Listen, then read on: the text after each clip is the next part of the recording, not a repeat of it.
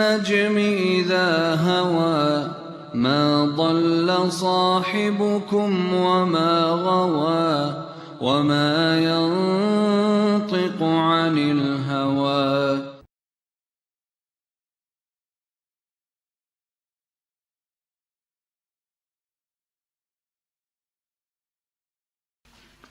صحابہ کے درجات.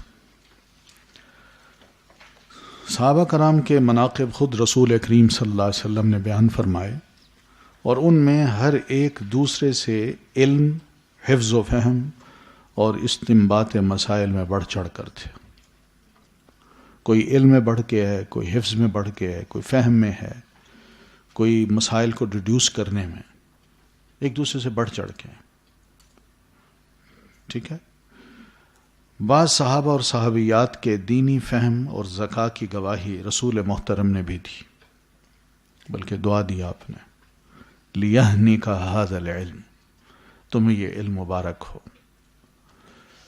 سیدنا معاذ ابن جبل رضی اللہ تعالیٰ عنہ کو نبی علیہ السلام نے یہ دعا دی. آپ نے انہیں دعائیں بھی دی کہ الحمدللہ یہ علم سیکھ رہے ہیں اور ان کا علم بڑھتا جا رہا ہے، اور اس قابل ہو رہے ہیں کہ مسائل کو نہ صرف سمجھتے ہیں بلکہ حالات کے مطابق مسائل کو ڈیڈیوس بھی کرتے ہیں. یہ سب نکھار اپنے عروج پر ایک بار پھر اس وقت آیا جب رسول اکرم صلی اللہ علیہ وسلم کی وفات کے بعد دین کی تمام تر ذمہ داری صحابہ رسول پر آ پڑی. اب انہوں نے سوچا اب وہی ختم ہو گئی ہے، اب رسول اللہ ہم میں نہیں ہے، تو اب کیا کریں؟ اب تو ہمیں خود ہی کو کوشش کرنا پڑے گی. تو وہ جو ہی کوشش کی انہوں نے، الحمدللہ ان کے اندر نکھار آ گیا. خلفائے اربعہ اپنی صلاحیتوں کے باوجود انہی صحابہ کی یادداشت اور فہم پر اعتماد کرتے تھے، باوجود اس کے کہ وہ خلیفہ ہیں، سینئر ہیں، علم بھی ہے ان کے پاس، تقوی بھی ہے، مگر جن چیزوں کا علم ان کے پاس نہیں ہوتا تھا وہ دوسرے صحابہ سے مشورہ لیتے تھے، اور بڑے اچھے مشورے مل جاتے تھے ان سے، اور ان سے مسائل پوچھتے تھے، ان کی یادداشت پوچھتے تھے. بھئی تمہیں کو یاد ہے یہ بات کو اللہ کے رسول نے بیان کی ہو اس سلسلے میں؟ تو وہ بیان کر دیتے تھے. اور ان لوگوں نے اپنی عمر کا زیادہ تر حصہ اس دعا کا حقدار بننے کے لیے وقف کر دیا تھا کہ نضر اللہ امرأ سمع مقالتی فوعاها فأداها كما سمعها، اللہ اسے تر و تازہ رکھے جو میری بات غور سے سنتا ہے اور پھر اسے یاد کر کے دوسرے تک ویسے ہی پہنچاتا ہے جیسے اس نے سنا تھا. کہ اللہ کے رسول کی دعائیں حاصل کرو بھائی. نظر اللہ. تو یہ صحابہ ہیں، مختلف ان کے رنگ ہیں، کلر ہیں. تو صحابہ میں افضل ترین جو ہیں وہ ابو بکر، پھر سیدنا عمر، پھر سیدنا عثمان، پھر سیدنا علی رضی اللہ عنہم ہیں. ٹھیک ہے. پھر باقی ماندہ عشرہ مبشرہ ہیں، عشرہ مبشرہ ہیں جن کو زندگی میں ہی خوشخبری دے دی گئی تھی کہ آپ لوگ جنت میں جائیں گے. نام یاد ہیں آپ کو؟ ہاں، کون کون سے ہیں؟ 4 تو یہ ہیں: سعد بن ابی وقاص، ابو عبیدہ بن جراح، عبد الرحمن بن عوف، طلحہ بن عبداللہ، اور زبیر بن عوام. 5 چھٹے سعید بن زید. ٹھیک ہے نا. سعید بن زید کون تھے؟ حضرت عمر کے بہنوئی تھے. تو یہ عشرہ مبشرہ باقی ماندہ جنہیں آپ صلی اللہ علیہ وسلم نے دنیا میں ہی جنتی ہونے کی بشارت دے دی. پھر اہل بدر ہیں جو جنگ بدر میں شامل ہوئے، پھر اہل احد ہیں، اور پھر اصحاب بیعت رضوان ہیں. رقل رضی اللہ عن المؤمنین اذ یبایعونک تحت الشجرۃ. ٹھیک ہے. یہ وہ صحابہ ہیں جنہوں نے حدیبیہ کے موقع پر سیدنا عثمان رضی اللہ تعالی عنہ کے شہید ہونے کی خبر پھیلنے پر آپ صلی اللہ علیہ وسلم کے ہاتھ پر ایک درخت کے نیچے سیدنا عثمان کے خون کا بدلہ لینے کی بیعت کی تھی. اور وہ بیعت کر رہے تھے تو اللہ تعالیٰ نے فرمایا ید اللہ فوق ایدیہم، میں بھی اس میں شامل ہوں، میرا ہاتھ ان سب کے ہاتھ پہ ہے، میں بھی بیعت کر رہا ہوں. کتنا بڑا مقام ہے حضرت عثمان کا. تو یہ صحابہ کے بہرحال درجات ہیں. تو ایک تو یہ سمجھ لیجیے کہ افضل ترین کون ہے. پھر حدیث کے حوالے سے کچھ صحابہ ہیں جن کو مکثر صحابہ کہتے ہیں. مکثر کثرت سے، یعنی کثرت سے روایت کرنے والے صحابہ. یہ وہ صحابہ ہیں جن کی طرف بہت سی احادیث منسوب ہیں، یعنی بے شمار اسانید ان پر جا کر منتہی ہوتی ہیں، یعنی ختم ہوتی ہیں. سمجھ آ رہی؟ تو ہر سند کو حدیث کہا جاتا ہے. تو اس وجہ سے ان کی احادیث بہت سی ہیں. گو ٹیکسٹ ایک ہو اور اس کی سند اگر 50 بھی ہو جائیں تو اس میں وہ شامل ہیں، تو اس وجہ سے ان کو کہہ دیتے ہیں کہ یہ کیا ہیں، بہت سی روایت کرنے والے ہیں. مگر متن بہت کم ہے. ٹھیک ہے نا. ان اسانید کا شمار سب سے پہلے امام بقی ابن مخلد رحمۃ اللہ علیہ انہوں نے اپنی مسند میں کیا اور ان کی تعداد بتائی. تو یہ امام بقی ابن مخلد یہ اندلس قرطبہ کے تھے، بہت بڑے عالم تھے، اسکالر تھے، اور انہوں نے اندلس میں جتنے بھی علماء تھے حدیث کے ان سے علم سیکھنے کے بعد ادھر مڈل ایسٹ کا رخ کیا، اور یہاں بغداد، شام، عراق، مدینہ، مکہ، وہاں جن جن علماء سے انہوں نے احادیث سننی تھیں وہ لیں، اور بہت بڑا ذخیرہ لے کے یہ واپس گئے اور انہوں نے ایک کتاب لکھی جس کا نام انہوں نے رکھا مسند بقی ابن مخلد. یہ مسند جو ہے، اس میں جو اس وقت امام احمد رحمۃ اللہ علیہ کی مسند ہے، اس میں 42,000 احادیث ہیں. 42,000. صحیح بخاری میں کتنی ہے؟ 9,000. زیادہ سے زیادہ اقوال وغیرہ سب کو ملا لیں تو. لیکن اس میں جو مسند احمد ہے اس میں 42,000 ہیں، اور مسند احمد سے یہ 4 گنا زیادہ بڑی کتاب تھی. مسند نام کی جو کتاب ہوتی ہے اس میں یوں ہوتا ہے کہ ٹائٹل، نیم کا ٹائٹل ہوتا ہے، یعنی صحابی کا نام ہوگا، اور پھر اس کے نیچے صرف اسی کی روایت کردہ احادیث ہوں گی. ٹھیک ہے. تو آپ سیدنا ابو ہریرہ کی، سیدہ عائشہ کی کوئی بھی حدیث جاننا چاہیں تو آپ مسند کو کھولیں، تو مسند میں ان کے نام کے ہیڈنگ ہوگی احادیث سیدہ عائشہ رضی اللہ عنہا، یہ ٹائٹل ہوگا، پھر اس کے نیچے جتنی بھی ان سے احادیث ہیں وہ سب لکھی ہوتی ہیں. تو امام بقی ابن مخلد نے اپنی کتاب میں اس طرح کی احادیث سب کی جمع کر دی.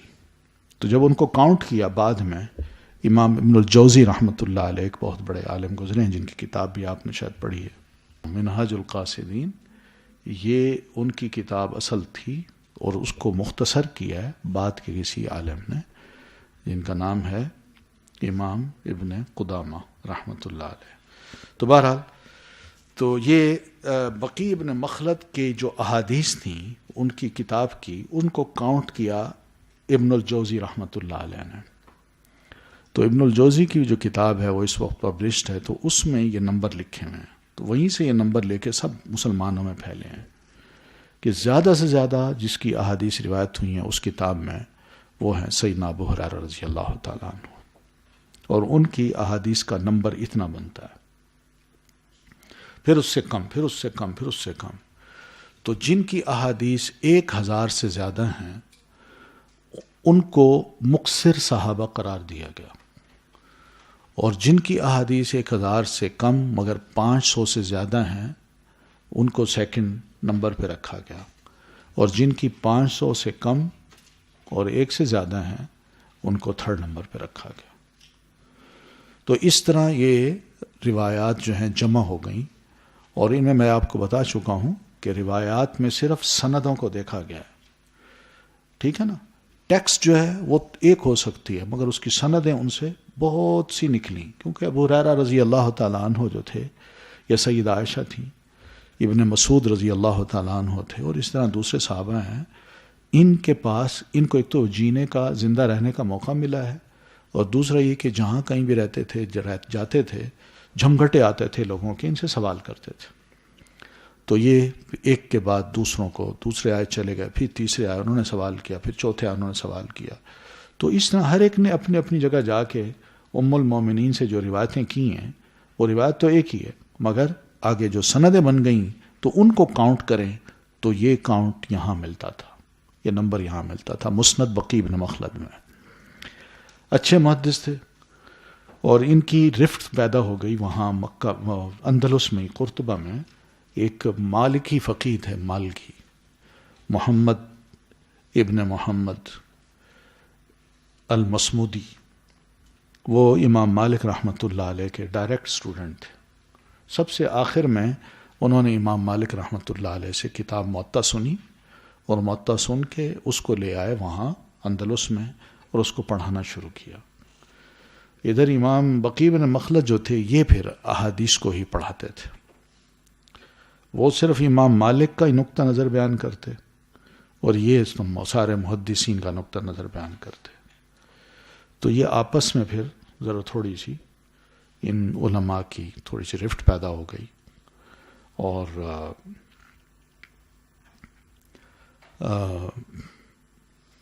ان کے امام ابن بقی ابن مخلد جو تھے، ان کے ایک استاد تھے، ان کو کہتے ہیں یحییٰ ابن بکیر، اور دوسرے استاد اس محمد بن یحییٰ کے والد تھے جس سے رفت ہو گئی تھی۔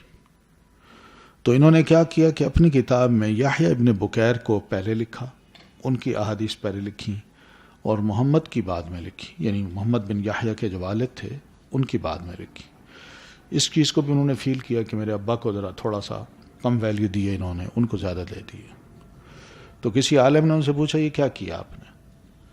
تو انہوں نے کہا اللہ کے رسول فرماتے ہیں کبر کبر، بڑے کو سب سے پہلے کرو۔ تو یہ بڑے تھے یحییٰ ابن بکیر، تو میں نے ان کو پہلے کیا ہے، یہ چھوٹے تھے تو میں نے ان کو بعد میں رکھا۔ تو اس طرح ہلکی پھلکی چیزیں تھیں، لیکن وہ اپنا کام کرتے رہے، اپنا کام کرتے رہے۔ جب آخری وقت آیا بقی بن مخلد کا، ان کا بڑا اچھا ایک واقعہ بھی ہے کہ کس طرح انہوں نے علم سیکھا امام احمد ابن حنبل رحمۃ اللہ علیہ سے۔ تو آخر میں یہ کہتے تھے کہ غرست فی الاندلس غرسا لا یقلعہ الا الدجال، میں نے اندلس میں ایک ایسا پودا گاڑ دیا ہے جس کو اگر اکھاڑے گا تو دجال ہی اکھاڑے گا، کوئی اور نہیں اکھاڑ سکتا، اور وہ حدیث کا تھا، یعنی حدیث کی کتاب لکھ دی ہے میں نے۔ تو بقی بن مخلد ان کی بڑی اچھی کتاب تھی، لیکن وقت کے ساتھ ساتھ جو اندلس میں تبدیلی آئی، اور پھر مڈل ایسٹ میں فرینچ نے، اور پھر اس کے بعد برٹش نے جا کے مختلف جنگیں لڑیں، تاتاری بھی آئے، تباہیاں ہوئیں، تو یہ کتاب ادھر ادھر ہوتے ہوتے گم ہو گئی۔ بڑی ضخیم کتاب تھی۔ کچھ علماء نے ان کا ذکر کیا اور اس سے کچھ چیزیں لے کے، جیسے ابن الجوزی ہیں، انہوں نے وہ چیزیں لے کے اپنی کتاب میں شامل کر دی، مگر اصل کتاب، اس کے بارے میں ہماری بر صغیر کے ایک عالم تھے امام محمد عبد الرحمن مبارک پوری رحمۃ اللہ علیہ، انہوں نے سنن الترمذی کی شرح لکھی ہے، تحفۃ الاحوذی، یہ شرح لکھی عربی میں۔ تو یہ میرے دادا محترم جو تھے عبد الحق صاحب، یہ ان کے کلاس فیلو تھے۔ تو عبد الرحمن صاحب نے جب یہ شرح لکھی تو انہوں نے اس کتاب کے پریفیس میں یہ کہیں بات لکھ دی کہ یہ جو مسند ہے یہ جرمنی کی برلن کی جو نیشنل لائبریری ہے اس میں رکھی ہے۔ بس سارے اسٹوڈنٹ وہاں بھاگے، ایک کے بعد دوسرا، ابھی تک لوگ جا رہے ہیں کہ شاید مل جائے، مگر ابھی تک ملی نہیں۔ تو اس میں بیٹھ کے یہ کام کرنے کا ہے، کوئی بیٹھے وہاں دن لگائے، جس طرح میں نے پچھلے لیکچر میں بتایا تھا کہ ڈاکٹر حمید اللہ صاحب نے وہاں کچھ دن لگایا اور ان کو یہ صحیفہ مل گیا، صحیفہ حمام بن منبہ وہ ملا، پھر اس طرح اور بہت سی کتابیں ملی، تو انہوں نے وہ کتابیں ایڈٹ کر کے شائع کر دی۔ معمر ابن راشد تھے، ایک بہت بڑے سیریا کے اسکالر تھے، تو وہ یمن گئے، علم پڑھنے کے بعد یمن چلے گئے، یمن میں جا کے انہوں نے پڑھانا شروع کیا، لوگ بڑا پسند کریں ان کو، تو بہت کچھ پڑھایا انہوں نے، بہت سے شاگرد، لوگ بڑے متاثر۔ تو جب کافی وقت گزر گیا تو کہنے لگے میں گھر جانا چاہتا ہوں، اپنے والد کو ملنا ہے، رشتہ دار ہیں، والدہ ہے، یہ وہ ہے۔ تو لوگ بڑے پریشان ہو گئے، یہ چلے گئے تو ہمارا کیا ہوگا؟ تو بڑا سوچا انہوں نے کہ ان کو منع کریں، نہیں میں نے تو جانا ہے۔ آخر کسی بزرگ نے تجویز دی، انہوں نے کہا قیدوہ زوجوہ وقیدوہ، اس کی یہیں شادی کر دو، یہ خود بخود اریسٹ ہو جائیں گے، جا نہیں سکیں گے. تو ان کے وہیں شادی کر دی، پھر وہیں ہی رہے وہ. تو یہ معمر کے ایک صحیفہ بھی ان کو ملا، وہ بھی شائع کیا انہوں نے. معمر ایک تابعی تھے. تو اس طرح کافی ساری چیزیں ملتی جا رہی تھیں. کوئی وہاں جا کے اب بیٹھے یہ کام کرے تو بڑا ہو سکتا ہے، اب بھی ہو سکتا ہے. ان لائبریری میں یہ کتابیں ہماری محفوظ رکھی ہوئی ہیں. صرف ضرورت ہے کہ وہاں جا کے، اب ہوتا یہ تھا کہ ان لوگوں نے کتابیں جب اٹھائی ہیں نا ادھر سے، اب ایک کتاب یہ ہے، ایک دوسری ہے، ایک تیسری ہے، ان سب کو نا کیا کیا ہے، ایک ہی والیوم میں وہ جلد کر کے نا اس کی الماری میں رکھ دی ہے. اب وہ جلد جب کر رکھی ہے تو پہلا جو کتاب تھی اسی کا ٹائٹل یہاں لگا دیا. اب جو آتا ہے وہ سمجھتا ہے یہ ایک ہی کتاب ہے، لیکن جب اس کتاب کو کھولے تو اس کے اندر اور بھی 2-4 کتابیں ہوتی ہیں. تو وہ گم شدہ کتابیں اس طرح ملیں گی. اگر کوئی جائے وہاں اور جا کے بیٹھے تو یہ کتابیں اس طرح تلاش کرے تو ہو سکتا ہے. تو مکثر صحابہ میں تو امام ابن بقی ابن مخلد نے اپنی مسند میں کیا اور ان کی تعداد بتائی. سب سے پہلے تو انہوں نے یہ جمع کیا. اس طرح متأخر علماء حدیث انہیں مکثرین میں شامل کرتے ہیں، ورنہ حجۃ الوداع کے موقع پر احادیث سننے والوں کی تعداد 1,24,000 تھی. سب صحابہ کرام تھے. آپ کا خطبہ سنا نا سب نے، تو یہ خطبہ حدیث ہی تھا. کتب رجال میں 4,000 سے زائد ان صحابہ و تابعیات کے نام ملتے ہیں جنہوں نے آپ صلی اللہ علیہ وسلم سے احادیث حفظ اور روایت کی. ان روایات میں آپ صلی اللہ علیہ وسلم کی مکی زندگی، سفر ہجرت، مدنی زندگی، آپ کے اقوال و افعال، آرام، مصروفیت، قیام و قعود، عبادت و سیرت، سرایا سریہ کی جمع ہے، اور غزوات، مزاح اور بکا، اکل و شرب، خطوط اور مواثیق، فیصلے، اور آپ صلی اللہ علیہ وسلم کی صفات وغیرہ کے علاوہ احکام شریعت بھی شامل ہیں. کتنا کچھ ہے اس میں. یہ 7 صحابہ ہیں جنہیں مکثر اس لیے کہا جاتا ہے کہ ان کی روایات 1,000 سے زیادہ ملتی ہیں، جن کے نام ان اشعار میں ضبط کر دیے گئے ہیں.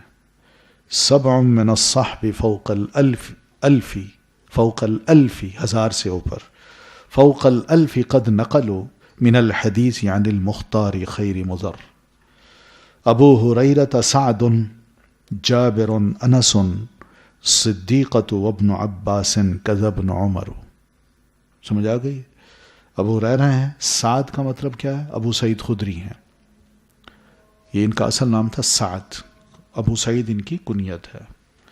پھر جابر رضی اللہ تعالیٰ عنہ ہیں، انس ہیں، صدیقہ ام المومنین ہیں، ابن عباس ہیں، اور اسی طرح ابن عمر ہیں.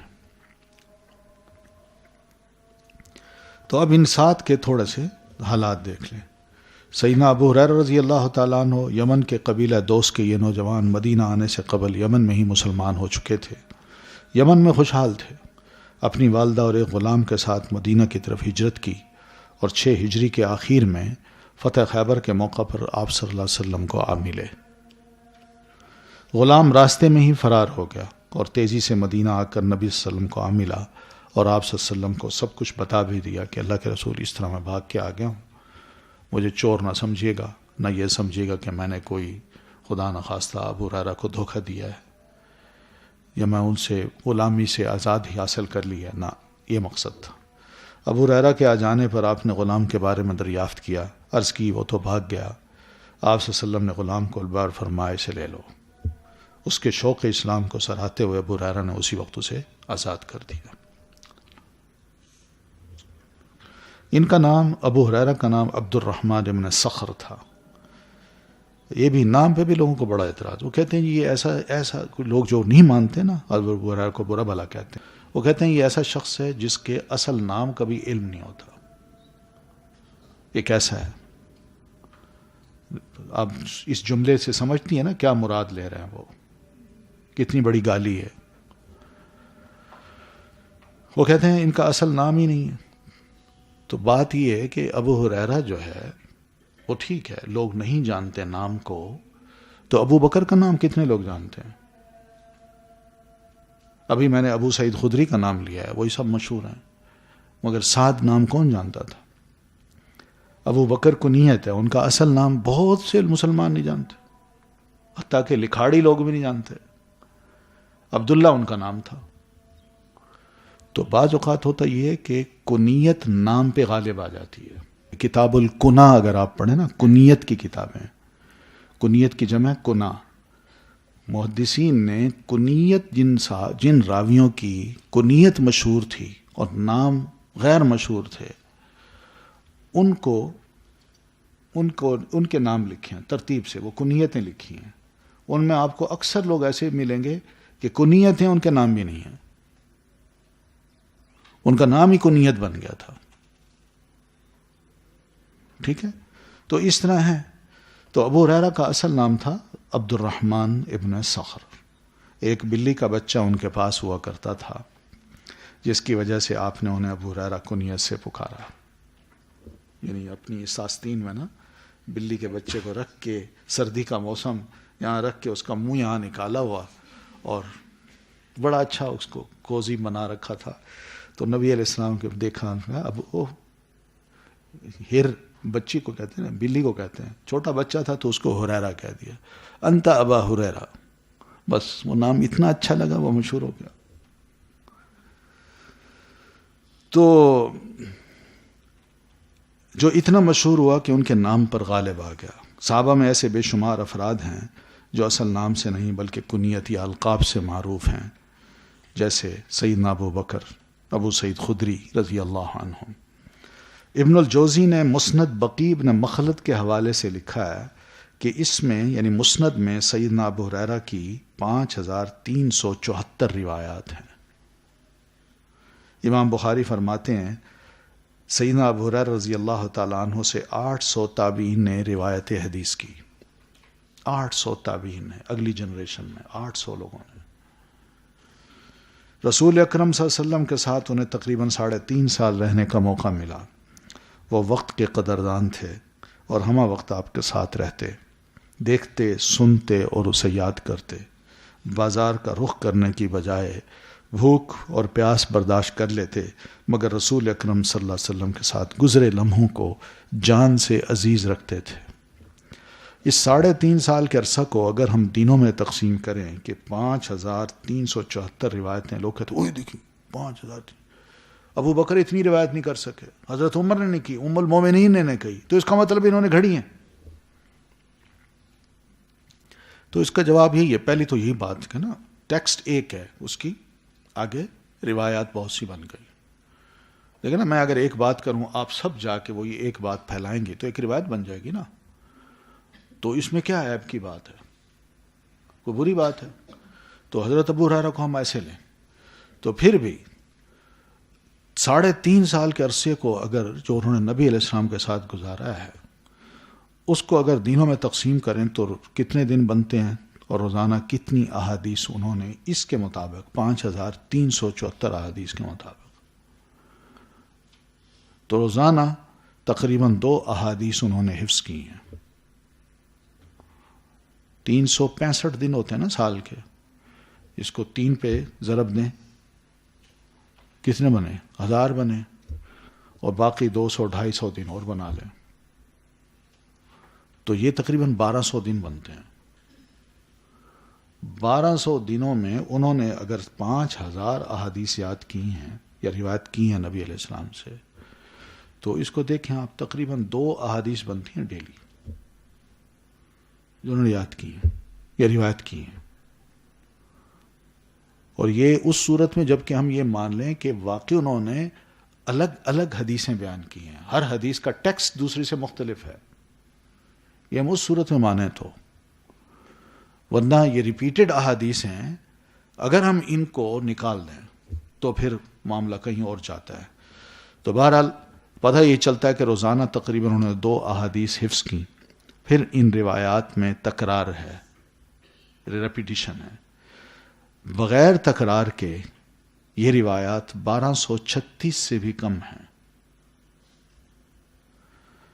یہی احادیث ان 9 کتب حدیث صحیحین، سنن 4، موطا امام مالک، مسند احمد اور سنن دارمی میں، یہی احادیث جو 1236 روایتیں ہیں، یہی احادیث ان 9 کتابوں میں دیگر بے شمار صحابہ کرام بھی روایت کرتے ہیں. ٹھیک ہے، تو نتیجتاً وہ صرف 8 احادیث میں منفرد نظر آتے ہیں. اور یہ حدیث ہی ہے کہ سنن ترمذی کی حدیث ہے کہ بینما رجل راکب بقرۃ، کہ ایک دفعہ ایک آدمی ایک گائے پر سوار جا رہا تھا، تو گائے اس کو کہتی ہے مجھ پہ سوار نہ ہو، میں اس کے لیے پیدا نہیں ہوئی. وہ بول پڑی تو آپ فرماتے ہیں میرا اس پر ایمان ہے. ابو ہریرہ کہتے ہیں میرا بھی اس پر ایمان ہے، اور سب مسلمانوں کا ایمان ہے. پھر اسی طرح دوسری حدیث ہے قرأ رسول اللہ صلی اللہ علیہ وسلم یومئذ تحدث اخبارها، یہ منفرد ہے کہ آپ صلی اللہ علیہ وسلم نے یہ ارشاد فرمایا، یہ پڑھی آیت یومئذ تحدث اخبارها، تو آپ تحدث اخبارها، تحدث بولے گی زمین، تو ہاں بولے گی. کیا خبریں نکالے گی؟ ہمارے اپنے عمل جو ہم نے زمین کے اوپر کھڑے ہو کے کیے، جہاں جہاں کیے. پھر تیسری حدیث ہے اتدرون من المفلس، تم جانتے ہو کہ مفلس کون انسان ہوتا ہے؟ پڑھیے نا یہ حدیث، اتدرون من المفلس، یہ مفلس کون ہے؟ تو انہوں نے کہا اللہ و رسول عالم، یا مفلس ہوا جس کے پاس کوئی درہم نہ ہو نہ دینار ہو. تو نبی علیہ السلام فرمایا نہیں، میری امت کا مفلس وہ آدمی ہے جو نماز، روزہ، حج، زکوٰۃ سب کچھ کر کے آئے گا، لیکن دوسری طرف اس نے اس کو گالی دی ہوگی، اس کا حق مارا ہوگا، اس پر تہمت لگائی ہوگی، اور جب کل قیامت کو اللہ نے انصاف کرنا ہے تو آ جائیں گے، تو اس کی نمازیں ان کو دے دی جائیں گی جس کو گالی دی ہوگی، اس کی زکوٰۃ اس کو دے دی جائے گی، اس کا حج اس کو دے دیا جائے گا. پھر بھی مطالبے والے کھڑے ہوں گے اللہ کے رسول اس نے ہمارے ساتھ یہ سلوک کیا. اب اللہ فرمائے گا ان کے گناہ اس کو دے دو، تو ان کے گناہ ان کو دے دیے جائیں گے، اور پھر اس کو، یہ مفلس ہے. آپ فرماتے ہیں مفلس. بڑی ڈراؤنی حدیث ہے یہ. ہاں. پھر اسی طرح چوتھی ہے اول من یدعا یوم القیامہ، اس میں بھی منفرد ہیں. سب سے پہلا جو شخص بلایا جائے گا قیامت کے روز. پھر ہے اظلکم شہرکم، یہ بھی حدیث ہے کہ تم پہ سایہ کر لیا ہے تمہارے مہینے نے، یا تو اس سے مراد رمضان ہے یا پھر شعبان ہے. پھر اسی طرح چھٹی ہے اعذر اللہ الی امرئ، اللہ تعالیٰ نے اس بندے کو معذور قرار دیا، یہ بھی ایک حدیث ہے جو صحیح بخاری کی ہے. ساتویں ہے اقرب ما یکون العبد. پھر اسی طرح بین ایوب یغتسل، کہ حضرت ایوب علیہ السلام غسل فرما رہے تھے. ٹھیک ہے، تو ادھر ادھر جو مکڑیاں آئیں تو سونے کی تھیں ان کو جمع کرنے لگے، تو اللہ نے فرمایا میری رحمت، میں نے تمہیں بہت کچھ نوازا ہوا ہے، یہ کیا ہے؟ ان کا اللہ یہ بھی تیری رحمت ہے، کہ تیری رحمت سے میں میری بے پرواہی تو نہیں کر سکتا. تو بہرحال یہ ان کی 8 حدیث ہیں جن میں وہ یونیک ہیں، اکیلے ہیں، کوئی اور ان کے ساتھ شامل نہیں ہیں. باقی جتنی روایات ہیں سب میں دوسرے صحابہ شامل ہیں. اب بتائیے جا ساری اتنی موٹی کتاب لکھی ہے کسی نے حضرت ابو ہریرہ کے خلاف، کوئی انہوں نے ایسی ایسی برا بھلا کہا ان کو، اور ان کو دیکھ کے ہمارے بہت سے لوگ متاثر ہوئے. آج کے دور میں بڑے ماڈرن لوگ ہیں وہ بڑے متاثر ہیں. سیدنا ابو ہریرہ کو ایک طرف نہیں جی نہیں، یہ اس قابل ہی نہیں ہے. تو یہ زیادتی ہے. ٹھیک ہے. ان کے شاگرد حمام ابن منبہ کا صحیفہ ڈاکٹر حمید اللہ رحمہ اللہ کی تحقیق سے شائع ہو چکا ہے، جس کی حقیقت صرف یہ ہے کہ خواہ اس کی چند احادیث ہی صحیح، مگر تحریری اور زبانی روایت میں پختگی اور سنجیدگی کی تائید ضرور ملتی ہے. کہ جب بھی صحابہ کرام نے نیریشن کی ہے، چاہے وہ وربلی ہو یا ریٹن ہو، اس کو انہوں نے ایکوریٹلی روایت کیا، کوئی غلطی نہیں کی انہوں نے. اس لیے کہ یہ صحیفہ امام احمد یا امام مسلم کے ہاتھ نہیں تھا، بلکہ انہیں صرف زبانی روایات پہنچی تھیں. چنانچہ صحیفہ حمام بن منبہ کے منظر عام پر آنے کے بعد یہ راز کھلا کہ زبانی روایت بھی محدثین بڑی احتیاط سے کرتے تھے، اور اس صحیفہ کی مرویات دوسری کتابیں مثلا مسند احمد اور صحیح مسلم کی روایت سے مکمل مماثلت رکھتی ہیں. تو امام شافعی نے سیدنا ابو ہریرہ رضی اللہ تعالیٰ عنہ کے بارے میں بڑے اچھے کمنٹس دیے ہیں. خود بہت بڑے فقیہ ہیں، وہ سمجھتے ہیں کہ ان کی فقاہت کتنی زیادہ ہے. تو وہ فرماتے ہیں ابو ہریرہ احفظ من روى الحدیث فی عصرہ، سیدنا ابو ہریرہ رضی اللہ تعالیٰ عنہ اپنے زمانے کے سب سے زیادہ حافظ حدیث تھے صحابہ میں.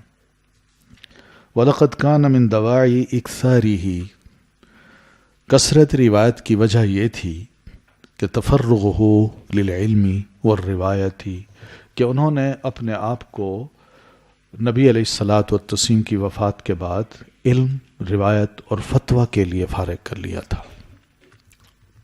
ظاہر ایک مصدر سورس بن گئے تھے، وہ لوگ آتے تھے ان سے پوچھتے تھے.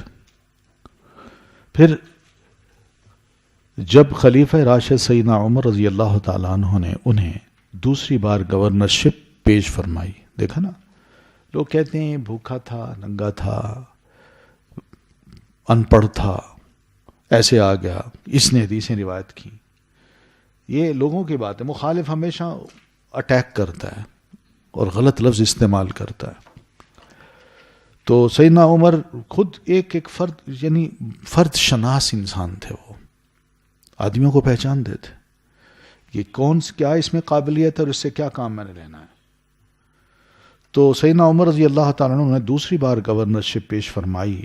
تو ابو ہریرہ رضی اللہ تعالیٰ عنہ نے اسی وجہ سے کہ میں روایت حدیث کرتا ہوں، لوگ میرے پاس آتے ہیں، علم پڑھتے ہیں، میں ان کو پڑھانا چاہتا ہوں، میں گورنرشپ نہیں لے سکتا.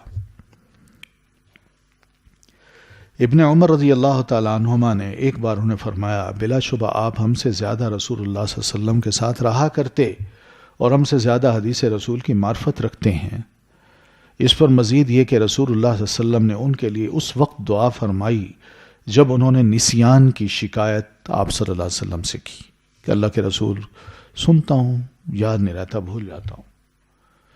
تو آپ صلی اللہ علیہ وسلم نے فرمایا اپنی چادر بچھاؤ، جو چادر مونڈے پہ تھی بچھا دو اس کو. تو انہوں نے بچھائی. تو آپ نے اپنے دونوں ہاتھوں میں سے بس چادر بچھائی، یہ دونوں ہاتھ یوں کر کے اس میں یوں کچھ کیا، بس ایسے کیا آپ نے. پھر فرمایا اس کو اٹھا کے اپنے سینے سے لگا لو. یہ ایک معجزہ ہے.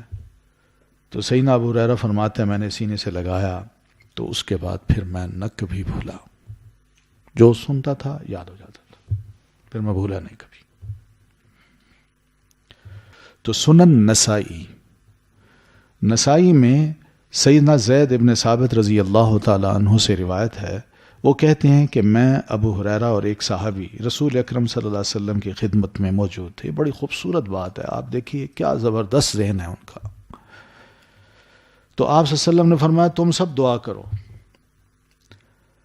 تو زید کہتے ہیں میں نے دعا کی اور میرے دوسرے ساتھی نے دعا کی اور رسول اللہ صلی اللہ علیہ وسلم نے آمین کہی. انہوں نے کی ہوگی اپنے لیے کوئی اور باتیں، کوئی بیماری، کوئی تکلیف، کوئی سرمایہ، کوئی پیسہ، کوئی حالات کی درستگی، کچھ اس طرح کی فراخی، کوئی دعا کی ہوگی. تو آپ نے آمین کہی، دوسرے نے کی اور صحابی نے بھی، تو انہوں نے بھی آمین کہی. پھر ابو ہریرہ رضی اللہ تعالیٰ عنہ نے دعا کی. ان کی دعا دیکھیں کیسی زبردست ہے. کہتے ہیں کہ اللہم انی اسألک ما سأل صاحبایا، اللہ میں تجھ سے وہ کچھ مانگتا ہوں جو میرے ان دونوں ساتھیوں نے تجھ سے مانگا ہے. وَأَسْأَلُكَ عِلْمًا لَا يُنْسَى، اور ایسا علم مانگتا ہوں جو میں کبھی نہ بھول سکوں. تو نبی علیہ السلام نے آمین کہہ دی. ہم نے عرض کی، یہ سارے زید کہنے لگے اور صحابی کہنے لگے، ہم نے عرض کی اللہ کے رسول اور ہم؟ آپ نے فرمایا سبقکما بہا الغلام الدوسی، اس دعا میں تم سے یہ دوسی نوجوان سبقت لے گیا. یعنی انہوں نے اپنے لیے مانگی، انہوں نے اپنے لیے مانگی، اور انہوں نے ان دونوں کی بھی مانگ لی اور اپنی ایک اضافی دعا بھی مانگ لی، ہے نا.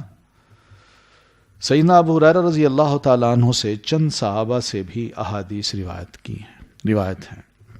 الحسن ابن عمرو بن امیہ کہتے ہیں ایک حدیث کے بارے میں ابو ہریرہ رضی اللہ تعالیٰ عنہ سے میری گفتگو ہوئی تو وہ مجھے پکڑ کر اپنے گھر لے گئے اور حدیث رسول صلی اللہ علیہ وسلم کی کتب دکھا کر فرمانے لگے ھذا ھو مکتوب عندی، یہ احادیث میرے پاس لکھی ہوئی ہیں. ابن عبد البر کہتے ہیں اس سے معلوم ہوتا ہے کہ عہد نبوی میں وہ احادیث نہیں لکھا کرتے تھے، مگر بعد میں یعنی آپ صلی اللہ علیہ وسلم کی وفات کے بعد انہوں نے احادیث لکھ لیں۔ سیدنا ابو ہریرہ رضی اللہ تعالیٰ عنہ 57 ہجری کو 78 سال کی عمر میں مقام عقیق پر وہ فوت ہوئے رضی اللہ عنہ، ٹھیک ہے نا۔ تو یہ پہلے صحابی ہیں، 7 صحابہ کے نام پڑھے تھے نا ہم نے کہ جنہوں نے 1000 سے زیادہ روایات کی ہیں، ان میں پہلے ہی ہیں۔ پھر دوسرے ہیں ابن عمر رضی اللہ عنہما، صحابی رسول ہیں، صحابی کے بیٹے ہیں، صحابیہ اور ام المومنین سیدہ حفصہ رضی اللہ تعالی عنہ کے بھائی ہیں، ہے نا مقام۔ سنت رسول کے عالم، اس کے شیدائی اور عمل کرنے والے بھی ہیں۔ اپنے والد محترم کا حج تمتع پر پابندی کا آرڈیننس یہ کہتے ہوئے ماننے سے انکار کر دیا، من نبی۔ پتہ ہے یہ واقعہ؟ سیدنا عمر نے اپنے دور میں دیکھا کہ لوگ جو بھی جاتے ہیں نا وہ جا کے حج تمتع کرتے ہیں، حالانکہ حج افراد کی بھی گنجائش ہے، حج قران کی بھی ہے، تو حج تمتع کو ہی رواج دیا جا رہا ہے، کیوں؟ تو انہوں نے چاہا کہ حج افراد بھی لوگ کریں، حج قران بھی کریں۔ نیتیں ذرا مختلف ہوتی ہیں، پتہ ہے نا، حج افراد صرف یہ نیت کرنی کہ میں احرام باندھ رہا ہوں، میں نے جا کے صرف حج کرنا ہے، اور قران یہ کہتے ہیں نیت یہ کرنی کہ میں جا کے احرام باندھ کے پہلے جا کے عمرہ کروں گا اور عمرہ کر کے احرام نہیں کھولوں گا، یہ کنٹینیو رہے گا حتیٰ کہ میں حج کر لوں، یہ حج قران ہوتا ہے۔ تمتع یہ ہوتا ہے کہ میں احرام باندھ رہا ہوں، جا کے عمرہ کروں گا، پھر احرام کھول دوں گا، پھر اپنے وہاں ایسے ہی رہوں گا جیسے گھر میں رہتا ہے بندہ، پھر 8ویں تاریخ کو احرام باندھ کے میں منا جاؤں گا۔ تو درمیان میں جو فائدہ مل جاتا ہے اس کو کہتے ہیں تمتع، یعنی فائدہ اٹھانا۔ تو سیدنا عمر نے حکم دے دیا کہ آئندہ سال کوئی حج تمتع نہ کرے، یہ حکم دے دیا، آرڈیننس۔ اب نیکسٹ ایئر جب آیا، حج کا دن آئے، موسم آئے، تو سیدنا عمر رضی اللہ تعالیٰ عنہ نے مسجد میں نماز پڑھائی۔ آپ کا بیٹا ابن عمر یہ وہ پڑھا کے ذرا اٹھ کے گئے تو پیچھے سے بیٹے نے کھڑے ہو کے احرام باندھا اور زور سے کہا لبیک حجم بالتمتع۔ یوں یہ لفظ کہے تو لوگ ان کے ارد گرد، انہوں نے کہا آپ کو پتہ نہیں ہے آپ کے ابا نے منع کیا تھا اس سال حج تمتع نہیں کرنا؟ تو وہ فرمانے لگے تمتعنا فی عہد رسول اللہ صلی اللہ علیہ وسلم۔ یہ دلیل دی، بس اتنی بات کی کہ ہم نے اللہ کے رسول صلی اللہ علیہ وسلم کے زمانے میں حج تمتع کیا تھا، کافی تھا اتنا جواب۔ لوگ کہنے لگے آپ اپنے ابا کی مخالفت کر رہے ہیں اور آپ کے ابا خلیفہ ہیں۔ تو اس پہ انہوں نے کہا من نبی، میرے والد کون ہوتے ہیں؟ پھر فرمانے لگے بتاؤ امر ابی یتبع ام قول رسول اللہ صلی اللہ علیہ وسلم، کیا میرے والد کی بات مانو گے یا اللہ کے رسول صلی اللہ علیہ وسلم کی بات؟ ٹھیک ہے نا۔ تو یہ ایسے انسان تھے، اور جب والد کو پتہ چلا، ظاہر ہے لوگ بتاتے ہیں فوراً جا کے، تو انہوں نے کہا بیٹے نے کیا کہا؟ پھر انہوں نے کہا یہ کہا۔ پھر تم نے کیا کہا؟ ہم نے کہا آپ کے والد خلیفہ ہیں۔ پھر انہوں نے کیا کہا؟ انہوں نے یہ کہا۔ تو سیدنا عمر بڑے خوش ہوئے، آنسو نکل آئے اور دعا کرتے ہوئے کہتے ہیں اللہ تیرا شکر ہے کہ تو نے ایسی اولاد مجھے عطا کر رکھی ہے جو میری اصلاح کر سکتی ہے۔ تو سیدنا عمر رضی اللہ تعالیٰ عنہ کی وفات کے بعد خلافت کا اگر کوئی مستحق تھا تو صحابہ کرام کے اتفاق سے عبداللہ رضی اللہ تعالیٰ عنہ ہی تھے، یہی بیٹے تھے ان کے، کیونکہ ان کے پاس سب صلاحیتیں تھیں، علم تھا، تقوی تھا، اور دوسرے کہ ایک والد جو خلیفہ ہیں ان کی تربیت میں رہے، ان کی تربیت کا اثر بھی تھا۔ پھر نبی علیہ السلام سے بھی بہت کچھ سیکھا۔ یہ صرف یہ نہیں کہ تسبیح پڑھنے والے تھے، بہت ہی ذہین انسان تھے۔ مگر سیدنا عمر رضی اللہ تعالیٰ عنہ نے منتخب کمیٹی میں ان کا نام نہیں رکھا، 6 بندے منتخب کر دیے کہ تم آپس میں کسی کو خلیفہ بنا لو، اور اگر تم 3 ہو جاؤ تو عبد الرحمن بن عوف جس کی طرف فیصلہ کریں اس کو خلیفہ بنا لو، اور پھر اگر کوئی اختلاف پھر ہو تو پھر دوسرے مسلمان ان کے ساتھ مل کے جو مخالفت کر رہے ہیں ان کی گردنیں اڑا دیں. ایک ایک شے پہ انہوں نے ایسی کنڈیشن لگا دی کہ سب جو اختلاف تھا وہ سارا بڑے اچھے طریقے سے یعنی ختم بھی ہو گیا، اور اتفاق سے انہوں نے حضرت عثمان رضی اللہ تعالیٰ عنہ کو اپنا خلیفہ بنا لیا. تو ساتھ یہ بھی کہا کہ یہ چھ بندے مل کے اگر میرے بیٹے کو بھی منتخب کرے نا تو یہ غلط ہوگا. تم آپس میں اپنے اندر کسی ایک کو خلیفہ بناؤ. ٹھیک ہے. تو سیدنا حسین رضی اللہ تعالیٰ عنہ کو کوفہ کوچ کرنے سے روکنے میں یہ پیش تھے. جب وہ کوفہ جانے لگے تو انہوں نے روکا کہ مت جائیے. یہ بھی سمجھایا کہ کوفیوں نے آپ کے والد محترم کے ساتھ بے وفائی کی ہے، اس لیے ان کے دعوتی خطوط پر یا مسلم بن عقیل کے خط پر اعتماد نہ کیجیے، بلکہ بھائی کی طرح صلح و صفائی سے کام لیجیے. اگر جانے کا فیصلہ کر ہی لیا ہے تو اکیلے تشریف لے جائیے، اہل خانہ کو بھی یہاں چھوڑ جائیے. بہرحال پھر وہی ہوا جس کا سیدنا ابن عمر رضی اللہ تعالیٰ عنہما کو خدشہ تھا. سیاست کی بجائے اصلاح احوال میں حصہ لیتے رہے. حالات کو درست کرنا چاہیے، لوگوں کے، ان کی سوچ کو، ان کی فکر کو. سیاست میں انسان کیا فائدہ ہوتا ہے؟ اس کو برا کیا ہے، اس کو کیا ہے، اس کو بلیک میل کر، اس کے خلاف الزام لگا. آج کل یہی سیاست ہے. تو سیاست کی نفی انہوں نے اپنے اس بیان میں حرم کعبہ کو لوگوں کے سامنے مخاطب کر کے یوں کی. حرم کعبہ میں آئے، مسلمان آپس میں بہرحال الجھے ہوئے تھے، لڑائیاں ہوتی تھیں، گروپس بنے ہوئے تھے. تو ایسی صورت میں یہ آئے حرم کعبہ میں، اور حرم کعبہ کو خطاب کرتے فرماتے ہیں، حرم کعبہ، میں جانتا ہوں کہ تو زمین کی پشت پر سب سے محترم گھر ہے، مگر تو سن لے کہ ایک مومن کا مقام تجھ سے کہیں بڑھ کے ہے نا. میسج ہے نا، کتنا اچھا میسج ہے. بس اس طرح انہوں نے سیاست کی نفی کر دی اور اصلاح احوال کی جو بات تھی وہ کر دی. قیام اللیل زندگی بھر نہ چھوڑا. آپ صلی اللہ علیہ وسلم ہی نے اس نیکی پر ابھارا تھا. آپ نے فرمایا تھا کہ عبداللہ کتنا ہی اچھا نوجوان ہو سکتا ہے اگر رات کو قیام کرے تو. بس اتنا جملہ تھا، ایک ایسا کلک کر گیا کہ ساری عمر پھر قیام اللیل کو نہیں چھوڑا. ان کی شخصیت پر اس کے گہرے اثرات تھے. رسول اکرم صلی اللہ علیہ وسلم کے علاوہ کبار صحابہ اور امہات المومنین سے سیدہ عائشہ اور سیدہ حفصہ رضی اللہ عنہما سے احادیث روایت کی. امام ابن الجوزی نے مسند بقی بن مخلد کے حوالے سے لکھا ہے کہ ان کی مرویات کی تعداد 2630 ہے. امام نافع ان کے شاگرد ہیں، 30 سال سے زیادہ عرصہ یہ ان کی شاگردی میں رہے ہیں. بڑا لمبا عرصہ ہے. وہ لوگ تو پہلے ایسی زندگیاں گزارتے تھے علماء کے ساتھ. آج ہمارے پاس تھوڑا سا وقت ہوتا ہے. تو امام نافع، مجاہد، طاؤوس، سعید ابن المسیب جو ہیں یہ سیدنا ابو ہریرہ کے داماد ہیں اور کبار تابعین میں سے ہیں. امام زہری، حسن بصری رحمہم اللہ ان سے روایت کرتے ہیں جو فتویٰ و استفتاح کی صورت میں ہیں. یعنی یا تو انہوں نے فتویٰ دیا یا انہوں نے مسئلہ پوچھا ہے اور انہوں نے بتایا، اور پھر انہوں نے بھی آگے فتوے دیے یا پھر ان سے پوچھا گیا اور انہوں نے بتایا. محدثین ان سے چلی جس سند کو سلسلۃ الذہب کہتے ہیں وہ یہ ہے، مالک عن نافع عن ابن عمر.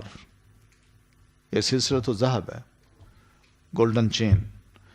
سن 73 ہجری کو 84 برس کی عمر میں انہوں نے انتقال فرمایا اور مدینہ میں ہی دفن ہوئے. جزاکم اللہ خیرا. السلام علیکم ورحمۃ اللہ وبرکاتہ.